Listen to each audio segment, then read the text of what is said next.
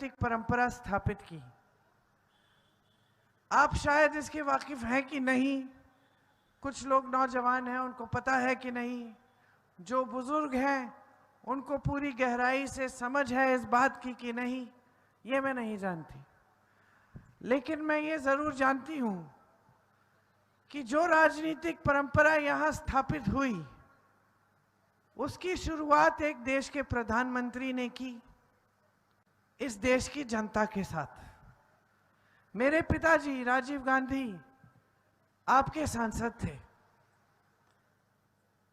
जब आपके सांसद बने 1980-81 में, तब उनके छोटे भाई की आकस्मिक मौत हुई थी। पहले उनके छोटे भाई आपके सांसद होते थे। 3 सालों के लिए आपके साथ घुल मिलकर उन्होंने काम किया, आपके बीच आए, जन जन की समस्या को समझे, गांव गांव गए, खुद गाड़ी चला के आते थे। तो 84 में उनकी माताजी शहीद हो गई। जब उनकी माताजी शहीद हुई, अचानक अगले दिन उनको प्रधानमंत्री पद का शपथ लेना पड़ा। वो प्रधानमंत्री बन गए, लेकिन मरते दम तक आपके सांसद रहे। उस समय 5 सालों के लिए प्रधानमंत्री रहे। उनके व्यवहार में कोई बदलाव नहीं आया। जब प्रधानमंत्री बने तब भी यहां गाड़ी चलाकर खुद गांव गांव जाते थे। प्रधानमंत्री थे, फिर भी गांव की महिलाएं डांट देती थी कि भाई हमारा खंबा लगा दिया है बिजली का, आपने तार नहीं खींचा, खड़िंजा लग गया है, पक्की सड़क कब मिलने वाली है। उनके घर पे इंडिया मार्क 1 लगा दिया, हमारे पे नहीं लगा, अभी लगाइए। डांट खाते थे, लेकिन सर झुकाकर आपके पास आते थे। आपको डांटते नहीं थे, आपको धमकाते नहीं थे कि प्रधानमंत्री हो। अहंकार नहीं था। देश के सबसे बड़ा पद संभाले थे, उस पद की गहराई को समझते थे, उस पद की सभ्यता को, उस पद की गरिमा को गहराई से समझते थे। वो समझते थे कि इस देश में लोकतंत्र है, इस देश में जनता सर्वोपरि है। जनता डांटे तो डांट सुनो, जनता शिकायत करे तो शिकायत सुनो, जनता की समस्या है तो जनता की बात सुनो, उस समस्या को सुलझाने की कोशिश करो। यही प्रधानमंत्री का धर्म है और यही देश के हर नेता का धर्म होना चाहिए। और यही राजनीति इस क्षेत्र में आपने मेरे पिताजी के साथ स्थापित की। एक सच्चाई की राजनीति थी। नेता आते थे आपके सामने, आपको सच बता देते थे। अगर उस खंभे में तार खींचना नहीं था कुछ महीनों के लिए, तो कह देते कि बहन खंभा लग गया है, अब तार खींचने में 6-7 महीने लगेंगे, सब्र कर लो। अगर कोई ऐसा काम था जो आप कह रहे थे कि करना चाहिए और करने की संभावना नहीं थी, तो कह देते कि देखिए ये वाला काम नहीं होगा, लेकिन हम आपके लिए ये वाले काम कर सकते हैं। तो ये जो राजनीतिक रिश्ता, एक प्रेम का रिश्ता, आदर का रिश्ता, श्रद्धा का रिश्ता यहां स्थापित हुआ, उसी आधार पर यहां तेजी से काम भी हुआ। BHEL, HAL, IIITB, ordnance factory, Udaan academy, Indo Gulf, ACC cement की फैक्ट्री, ये सब उन्होंने, सोनिया जी ने उनके बाद, राहुल जी ने उनके बाद यहाँ पर शुरू कराया। IIIT तो खैर बंद हो गई उनके जाने के बाद, लेकिन ये एक सिलसिला था काम का। बड़ी बड़ी सड़कें बनी। आज भी जो सड़कें रायबरेली, अमेठी को लखनऊ और देश भर से जोड़ती हैं, ये सड़कें इन्हीं के कार्यकाल में बना। तो आपने एक राजनीति स्थापित की, एक सभ्यता स्थापित की, और उस सभ्यता को आगे बढ़ाकर मेरी माताजी जब आपकी सांसद बनी, उन्होंने खूब काम किया आपके लिए। राहुल जी बने, उन्होंने अपने काम किए आपके लिए, तो ये सिलसिला जारी रहा। फिर कुछ सालों पहले एक नई राजनीति उभरी पूरे देश में, लेकिन उसका प्रतीक यहां भी अमेठी में रहा। वो राजनीति क्या थी? अलग थी एकदम। और शायद क्योंकि हम एक परिवार के हैं, हम उसको ठीक तरह से समझ नहीं पाए, और हो सकता है कि आप भी समझ नहीं पाए। आपकी आदत क्या थी?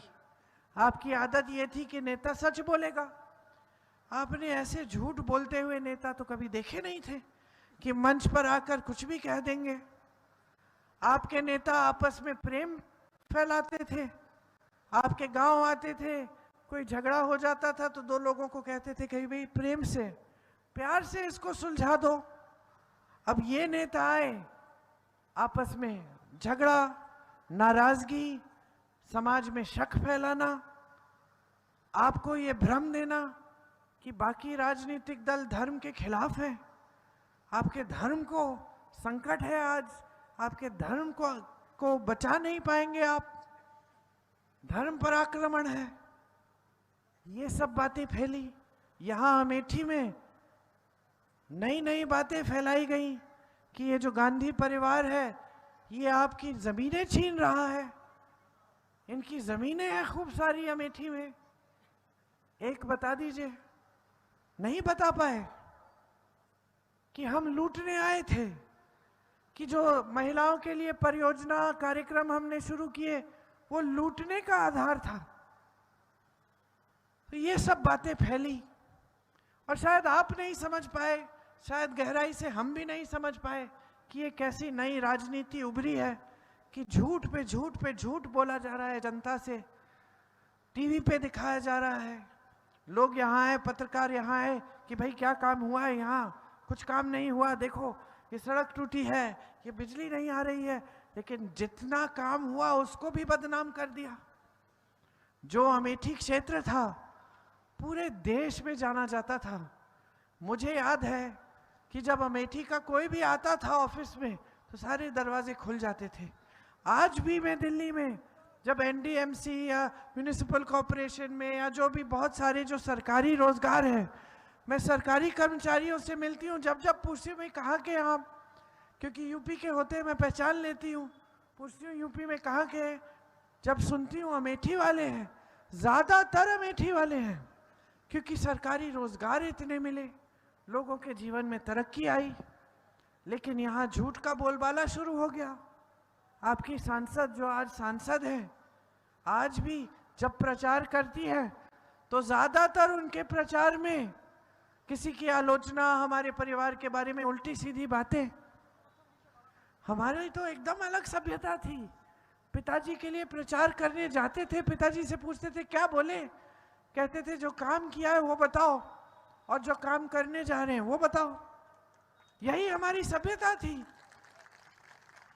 हमारी तो समझ से बाहर था कि हम मंच पे खड़े होकर सिर्फ किसी को गालियां देंगे, किसी के बारे में झूठ फैलाएंगे। समझ से बाहर था। हम सिर्फ काम करने आए थे, जितना काम कर सके उतना किया। जब वोट मांगा तो काम के आधार पर मांगा, ये सोचा कि जनता के लिए कुछ किया है, जनता समझेगी, समर्थन करेगी। आज देश के सबसे बड़े पद पर आसीन हमारे प्रधानमंत्री देश की जनता के सामने आके क्या कह रहे हैं? ये बता रहे हैं कि कितने रोजगार दिए हैं नौजवानों को, ये बता रहे हैं कि कितने आवास बनाए, ये बता रहे हैं कि महिलाओं के सशक्तिकरण के लिए क्या किया, ये बता रहे हैं कि महंगाई इतनी बढ़ गई है, क्यों बढ़ी, क्या इसको कम कर सकते हैं? नहीं बहनों और भाइयों, ये बात कर रहे हैं पाकिस्तान की। ये बात कर रहे हैं कि कोई एक ऐसा राजनीतिक दल है जो आपके घर में आकर आपके भैंस चुरा लेगा।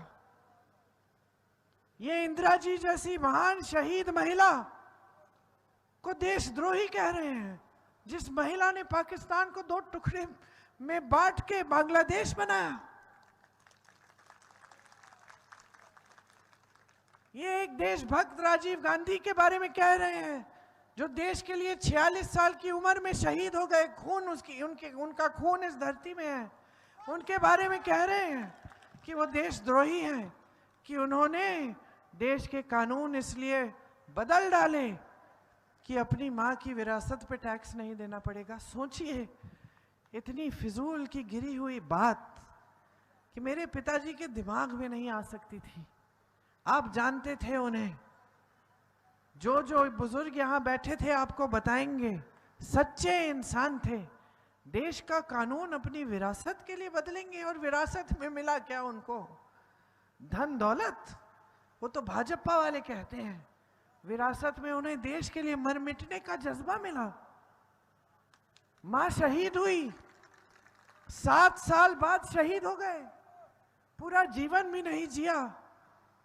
बच्चे बड़े हो गए, मेरी शादी हुई उसमें भी नहीं आए थे, नहीं, गुजर गए थे। अपने पोते पोती को नहीं देखा, और इनके बारे में आप कह रहे हैं कि देशद्रोही हैं। आज जिस तरह की राजनीति इस पूरे देश में फैली हुई है, इससे आपको बहुत सावधान होना पड़ेगा। आपकी जागरूकता आज इतनी जरूरी है, इतनी महत्वपूर्ण है कि आप पूछिए ही मत, मैं इसका उल्लेख कर ही नहीं सकती। आज आपकी जागरूकता पर आक्रमण है। मोदी जी की जितनी भी नीतियां हैं बड़े बड़े खरबपतियों के लिए बन रही हैं। कैसे पता चलता है? देश का कोयला, देश की बिजली, देश की बड़ी बड़ी सड़कों का ठेका, देश के खदान सारे, देश के बंदरगाह, देश के हवाई अड्डे जो सरकारी होते थे, आपके होते थे, देश की जनता के होते थे, आज किसके हैं? किसके हैं? अडानी जी, अंबानी जी के हैं। सब इनको सौंप दिया गया है, सारी देश की संपत्ति इनको सौंप दी। देश का किसान लाख रुपए के लिए, 50,000 रुपए के लिए आत्महत्या करता है, गुजारा नहीं हो रहा है उसका। रात को आवारा पशु से पहरेदारी कर रहा है अपने खेतों का, कि दिन में कड़ी धूप में मेहनत कर रहा है, कमाई पूरी नहीं हो रही है। जीएसटी टैक्स डाल दिए हर खेती के सामान पे, कमा नहीं पा रहा है। बहनें महंगाई से जूझ रही हैं, सिलेंडर छोड़िए, आटा, सब्जी, दाल कुछ सस्ता नहीं मिल रहा है। दुकान जाती हैं, कतरा के वापस आ जाती हैं, आधी चीजें छोड़ देती हैं जो खरीदने गई थी। 2 दिन की दिहाड़ी नहीं मिलती, घर में कोई भूखा सोता है। जितनी मेहनत की है आपने अपने बच्चों की परवरिश के लिए, उनको शिक्षित करने के लिए, सब असफल। चाहे कितनी भी मेहनत की हो आपने, कर्ज लिया हो इनको शिक्षित करने के लिए, ट्यूशन पढ़ाने के लिए, भर्ती की परीक्षाएं देने के लिए, पेपर लीक होते हैं, घोटाले होते हैं, कोई कार्रवाई नहीं होती। ऊपर से कोई रोजगार नहीं है। 70 करोड़ जनता इस देश में आज बेरोजगार है। 45 सालों में ऐसा नहीं हुआ। 45 सालों में सबसे ज्यादा बेरोजगार आज मोदी जी के राज में है। 30 लाख पद खाली हैं। यहाँ अमेठी के शहर में कितने दुकानदार हैं, कितने छोटे छोटे बिजनेस हैं। आपकी ये पूरी मार्केट, क्या नीति लाए मोदी जी आपके लिए? आपकी बिजनेस को मजबूत करने के लिए, आपके कारोबार को मजबूत करने के लिए कुछ नहीं। नोटबंदी लाए, नोटबंदी में आपको बोल दिया कि खड़े हो जाइए कतार में, देशभक्ति दिखाइए अपनी। आपने देशभक्ति दिखाई, कहाँ था काला धन? आया वापस? आपकी जो तो बचत चली गई, आपके बिजनेस थोड़ी देर के लिए रुक गए, आपका नुकसान खूब हुआ। काला धन आया वापस? नहीं आया। उसके बाद क्या आता है आपके लिए? एक और तोहफा, जीएसटी। जीएसटी आई, फिर से सारे छोटे कारोबार, जितने मध्यम कारोबार थे, सब संकट में पड़ गए। किस चीज के लिए क्या टैक्स है समझ में नहीं आ रहा है। छोटा सा बिजनेस है और आपको अकाउंटेंट रखना पड़ रहा है उस बिजनेस के लिए। 40-50 हजार का वेतन हर महीने, जबकि बिजनेस ही उतना नहीं है कि आप हिसाब किताब रखें कि किसको कहाँ कितना टैक्स देना है। क्या आप सोचते हैं कि बड़े बड़े खरबपतियों का भी टैक्स इन्होंने बढ़ाया, 10 सालों में नहीं बढ़ाया। वो उतना ही टैक्स दे रहे हैं जितना दे रहे थे। और छोटा दुकानदार, किसान हर चीज पे टैक्स दे रहा है। आपके लिए कोई नीति नहीं है, मिडिल क्लास के लिए कोई नीति नहीं है। आपके लिए 5 किलो राशन का बोरा पकड़ो, चुप रहो। शिकायत करोगे गिरफ्तार हो जाओगे। अभी मैं आ रही हूं संग्रामपुर से, वहां एक लड़का है प्रमोद तिवारी, मेरे ख्याल से शिक्षा मित्र है या दूसरा वाला संविदा कर्मी है, था, नौकरी कर रहा था। एक आलोचना कर ली आपके सांसद की, नौकरी से निकाल दिया। पिताजी बीमार है, इलाज नहीं हो रहा है, रो रहा है वो। क्या इतनी बड़ी गलती कर ली? अरे जब पिताजी प्रधानमंत्री थे और आप उनकी आलोचना करते थे तो मुस्कुरा के सुनते थे। इंदिरा जी को रायबरेली की जनता ने हराया, उन्होंने कोई दंड नहीं दी, जनता को स्वीकार किया कि जनता सही है, मैं गलत हूंगी, मैंने कुछ गलत किया होगा, इसलिए जनता की आवाज उठी है, आत्मचिंतन किया। यहां तो आप एक चीज बोल देते हैं, आपकी सांसद नौकरी से निकाल देती हैं। ये कैसी राजनीति है? सारी नीतियां बड़े बड़ों के लिए, उनके बच्चे फूल रहे हैं, फल रहे हैं, नेता फॉर्च्यूनर खरीद रहे हैं, बड़ी बड़ी ठेकेदारी कर रहे हैं, और आम जनता, किसान, मजदूर, मेरी बहनें, इनका क्या? कोई सुनवाई नहीं होनी चाहिए। आपने एक परंपरा स्थापित की थी सुनवाई की। मुझे याद है जहां जहां जाती थी लोग दरख्वास्त लेके खड़े रहते थे, इतने सारे दरख्वास्त हो जाते थे, हम घर जाते थे तो, और फिर बैठ के, चाहे माता जी थी, राहुल भैया थे, पिताजी थे, बैठ के सारों को पढ़ के कि भाई ये क्या समस्या है, चलो ये पानी की समस्या है, इसको इधर, यहाँ मदद करनी है, यहाँ मदद करनी है, यहाँ मदद करनी है। आज कोई सुनवाई नहीं है। आज देश का किसान महीनों के लिए दिल्ली आता है, आंदोलन करता है, बिजली बंद कर देते हैं, पानी बंद कर देते हैं, 600 किसान शहीद होते हैं। मोदी जी अपने घर से बाहर नहीं निकलते। मैं अपनी पिछली मीटिंग में बता रही थी, हमने भी प्रधानमंत्री देखे हैं, पिताजी घर आते थे धूल से भरे हुए, कुर्ता एकदम धूल से मैला, यहां तक घाव होते थे, जनता यूं हाथ पकड़ती थी, घाव होते थे। किसी ने मोदी जी के पास, कोई पास भी जा सकता है उनका हाथ पकड़ने के लिए? आज मंच पे आते हैं सेठों के साथ, बड़े बड़े नेताओं के साथ, बड़े बड़े महलों में प्रोग्राम करते हैं। कभी मंच के उतर कर आपके घरों में आए हैं?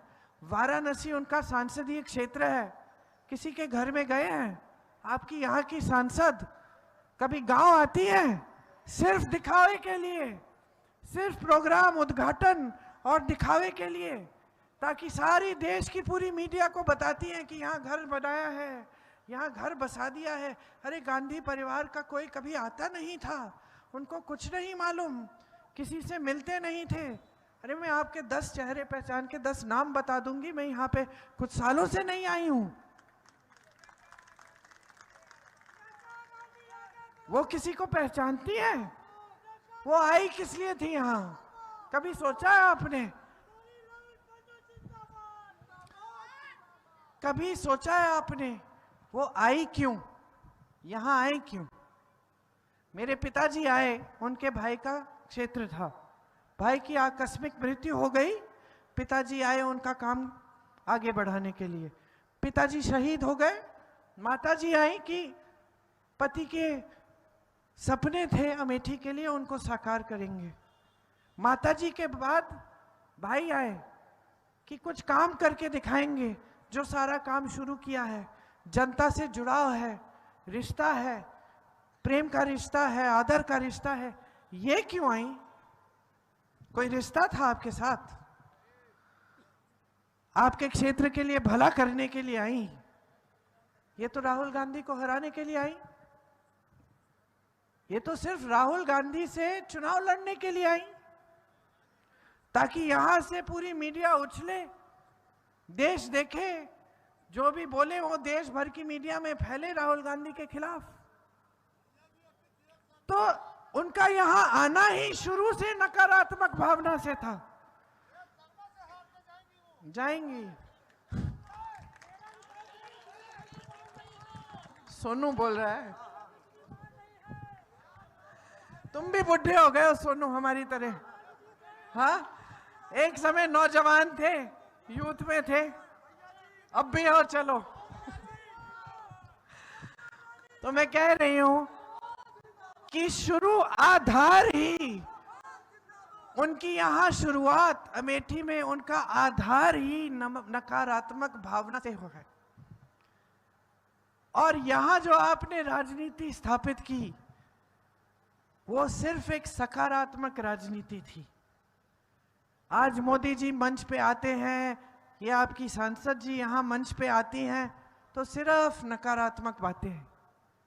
हम कह रहे हैं हमारे गारंटी है, ये जो सारे पैसे बड़े बड़े उद्योगपतियों को इन्होंने दिए हैं वो हम वापस आपके हाथों में लाना चाहते हैं। कैसे कैसे? आप हमारे प्रदेश सरकारों को देखिए, छत्तीसगढ़ में आवारा पशु की समस्या थी, वो सुलझा दी। वो लंबी कहानी है, मैं उसमें अभी जाना नहीं चाहती, लेकिन जगह जगह में मैंने बताई है। गौशालाओं को मजबूत किया, सरकार ने गोबर खरीदा, सरकार ने जो गौशालाओं में जो दूध बन रहा था उसके पैकेजिंग जो चीज खोया था, उसमें से मिठाई मक्खन वो सिखाया महिलाओं को, पैकेजिंग सिखाई, बिकवाया महिलाओं से, महिलाओं की आमदनी बनी, उन्हें रोजगार मिला, गोबर खरीदा, गोबर गैस बना के गांव में भेजा, आवारा पशु की समस्या खत्म की। छत्तीसगढ़ में किसानों का कर्ज माफ हुआ, राजस्थान में 25 लाख का बीमा आया जिससे निःशुल्क स्वास्थ्य की सुविधाएं मिलती थी, ऑपरेशन तक हो रहे थे, मैंने बताया आपको। कर्नाटका में आज महिलाओं को मुफ्त बस यात्रा कर रही हैं, महिलाओं के खाते में पैसे आ रहे हैं। उसी तरह से हम गारंटी लाए हैं आपके लिए, प्रमाण है, कर रहे हैं। जहां जहां हमारे प्रदेश की सरकार है हो रहा है। फोन उठाइए, किसी से भी पूछ लीजिए वहां कि भाई ये सच है, बताएंगे सच है, तो प्रमाण है, काम कर रहे हैं। हम कह रहे हैं कि स्नातक पास बच्चों को 1 लाख सालाना की नौकरी पक्की है, उनका अधिकार बनेगा। महिलाओं को 1 लाख सालाना गरीब परिवार की सबसे बड़ी महिला के खाते में जाएगी। छोटे बिजनेस और मध्यम बिजनेस हम मजबूत बनाएंगे।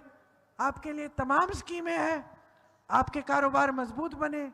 किसानों के सारे सामानों से जीएसटी हटाएंगे ताकि खेती के लिए जो सामान है वो सस्ते हो जाए।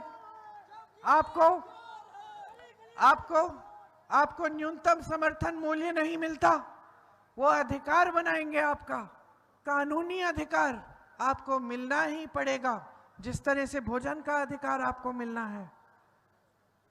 आप नौजवानों के लिए 500 करोड़ रुपए का फंड बनेगा। आप छोटा कारोबार शुरू करना चाहते हैं उसके लिए सुविधा होगी। आशा बहुओं के लिए, आंगनवाड़ी की बहनों के लिए, मिड डे मील की बहनों के लिए आपका मानदेय बढ़ाया जाएगा, केंद्र की तरफ से राशि दुगनी देंगे। हम आपकी सारी संपत्ति वापस आपके हाथों में देंगे।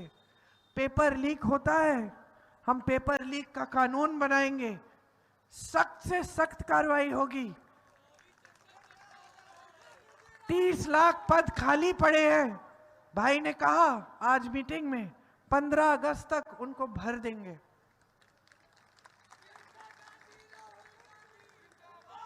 यहां से ही हमने अपनी राजनीति सीखी और हमारी राजनीतिक सभ्यता बनी।